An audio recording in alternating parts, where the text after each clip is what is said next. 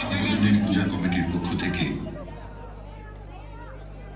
শুধুমাত্র নয়ামাটি সার্বজনীন পূজা কমিটির পক্ষ থেকে আপনাদের সবাইকে জানাই শারদীয় দুর্গোৎসবের আন্তরিক শুভেচ্ছা ও অভিনন্দন। আজ আমরা উপস্থাপন করব শিব মহাপুরাণের একটি পৌরাণিক কাহিনী। পরমেশ্বর শিব কর্তৃক কীর্তিবাসেশ্বর লিঙ্গের স্থাপন করা। গজাসুর ছিলেন মহিষাসুরের পুত্র। তিনি যখন শুনলেন যে দেবতাদের দ্বারা প্রেরিত হয়ে দেবী দুর্গা তার পিতাকে হত্যা করেছেন, তখন তিনি তার প্রতিশোধ নেবার জন্য ভয়ানক তপস্যা করেন। তার তাপের প্রভাবে সব কিছু জ্বলতে থাকে। ব্রহ্মা তখন প্রকটিত হয়ে তার প্রার্থনা অনুসারে গজাসুরকে বরদান করেন যে তিনি লোভ কামের বশীভূত হওয়া কোনো নারী বা পুরুষের দ্বারা মরবেন না, মহাবলী এবং সবার থেকে অজেয় হবেন। বর পেয়ে গজাসুর গর্বে অভিভূত হলেন। স্বর্গ মর্ত সব তিনি অধিকার করে নিলেন। শেষকালে ভগবান শঙ্করের রাজধানী আনন্দপুর কাশীতে গিয়ে সকলকে উত্তপ্ত করতে লাগলেন।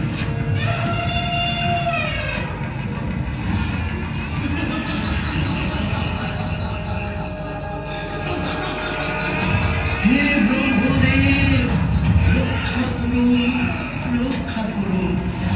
গজাসুর আমাদের পবিত্র কাশী ভূমি থেকে বিতাড়িত করেছে। আমাদের তপস্যা করতে বাধা দিচ্ছে।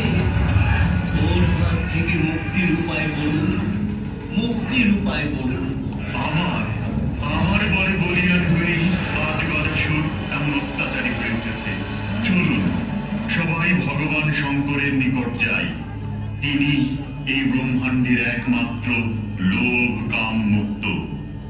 আমার বর অনুযায়ী তিনি একমাত্র গজাসুরকে বধ করতে পারবেন।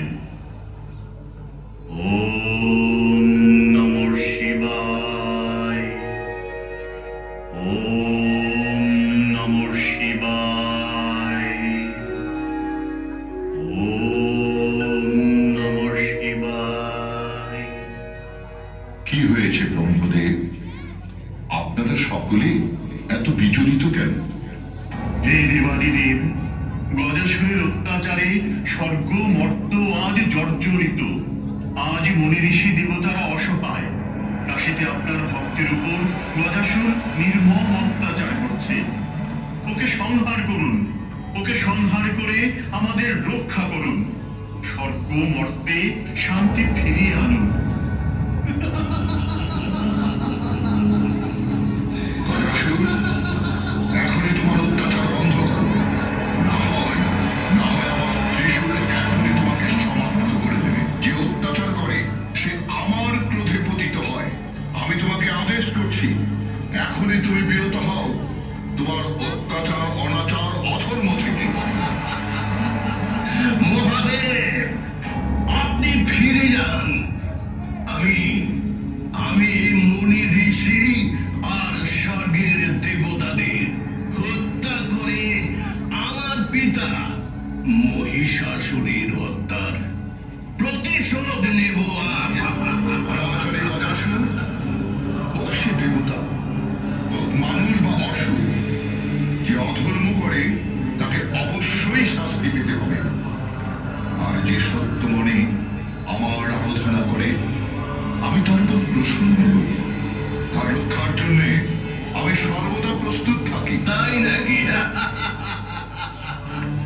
আপনি আপনি আমাকে সাজাতে পারেন কোনো ক্ষমতাই রাখেন না মহাদেব, কোনো ক্ষমতাই রাখেন না।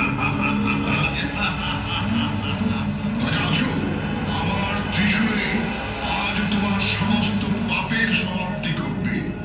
মৃত্যুর জন্য প্রস্তুত হও গজাসুর, মৃত্যুর জন্য প্রস্তুত হও।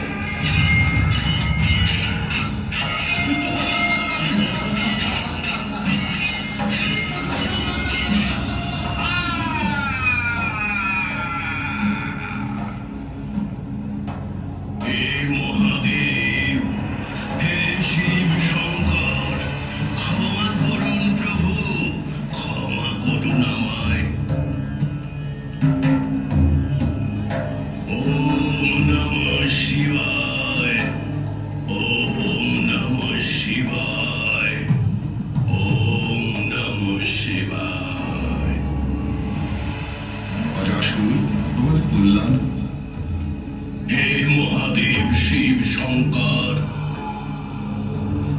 আপনি দেবতা ও অসুরদের আরাধ্য দেবতা। আপনি যদি সন্তুষ্ট থাকেন তাহলে আপনার ত্রিশূলাগ্নিতে পবিত্র হওয়া আমার এই চর্ম আপনি সর্বদা ধারণ করে আজ থেকে আপনি কৃত্তিবাসা নামে খ্যাত হবেন প্রভু। হে দানবরাজ, আমার ত্রিশূলের আঘাতে পবিত্র হওয়া তোমার শরীর আমার মুক্তি সাধন ক্ষেত্র কাশীতে আমার লিঙ্গরূপে অবস্থিত হয়ে থাকবে। তার নাম হবে কীর্তিবাসেশ্বর, যেটি সমস্ত প্রাণীদের মুক্তিদাতা, মহাপাতকদের বিনাশক, সমস্ত লিঙ্গের শিরোমণি এবং মোক্ষপ্রদ হবে। একথা বলে দেবেশ্বর শিব গদাসুরের সেই বিশাল চর্ম নিজ শরীরে ধারণ করলেন এবং কাশীতে কীর্তিবাসেশ্বর নামক এক শিবলিঙ্গ প্রতিষ্ঠা করলেন।